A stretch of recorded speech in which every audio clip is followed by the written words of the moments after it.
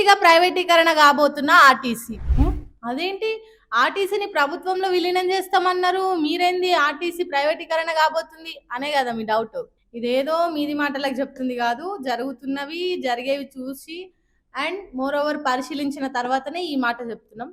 అసలు ఆర్టీసీలో జరుగుతుంది ఏంది, సర్కార్ చెప్తుంది ఏంటి, ఇవన్నీ క్వశ్చన్స్, ఇవన్నీ ఒకసారి డీటెయిల్ గా పరిశీలిస్తే అప్పుడు మీకే అర్థమవుతుంది ఆర్టీసీ ప్రైవేటీకరణ కాబోతుందా లేదా అనేది. ఎందుకంటే ఆర్టీసీ ప్రభుత్వంలో విలీనం కాబోతుంది అనేది 99.9% అయిపోయి ఆ 0.1% దగ్గర అయిపోయింది. అంటే మొత్తం అంచుల దాకా పోయి చివరికి ఆగిపోయింది. ఎందుకంటే ఆల్రెడీ గవర్నర్ కూడా దీనికి ఆమోదం ఇచ్చేసిండు.